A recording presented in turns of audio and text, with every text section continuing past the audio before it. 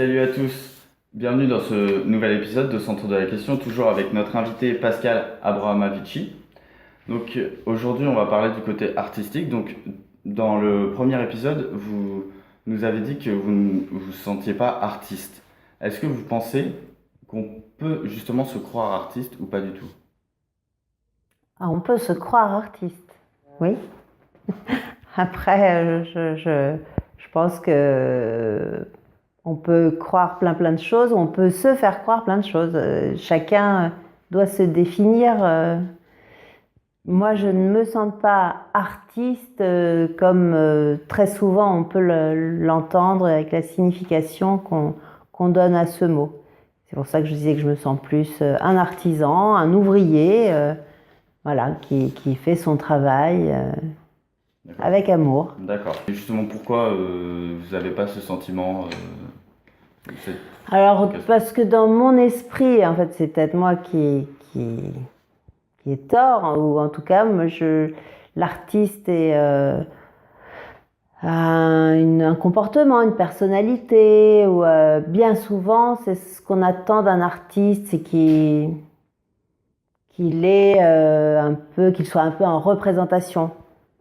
Moi, mes seules représentations sont sur mes toiles. Et est-ce que votre, votre envie de peindre, est-ce que vous voulez la transmettre aux jeunes ou transmettre votre vocation Mais bien sûr, enfin, c'est pas mon but premier, mais évidemment, ça me fait toujours plaisir quand un jeune vient pour soit découvrir, soit approfondir ses capacités en dessin, en peinture ou en modelage. Et vous donnez des cours? Oui, tout à fait. Tous les jours de la semaine, il y a des cours. Et ces cours sont destinés à qui particulièrement? Est-ce qu'il y a des personnes... Alors non, à tout le monde. J'ai vraiment, ça va de, la plus jeune doit avoir 16 ans et ça va jusqu'à, je pense, peut-être 85 ans. Ah oui, C'est très large, ouais. D'accord. Est-ce que vous auriez des conseils ou un conseil à donner à un jeune qui veut faire de sa vie comme ça que du côté artistique?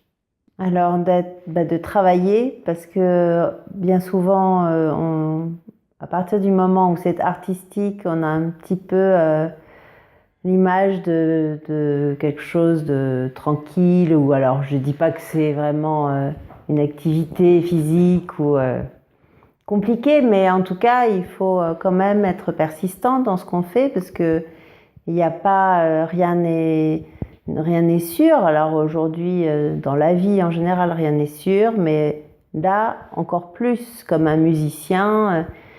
Il faut faire ses gammes, il faut travailler, il faut se présenter, se représenter, montrer son travail le plus possible ou le faire entendre. Et puis, il y a forcément des rencontres qui se font comme ça. Et les rencontres sont importantes, elles nous amènent à autre chose, à une évolution, à voilà, de nouvelles opportunités. C'est ce que je peux conseiller, oui. Bah, merci de ce conseil. On espère que des jeunes l'écouteront. Et on vous retrouve la semaine prochaine pour un nouvel épisode avec notre invité.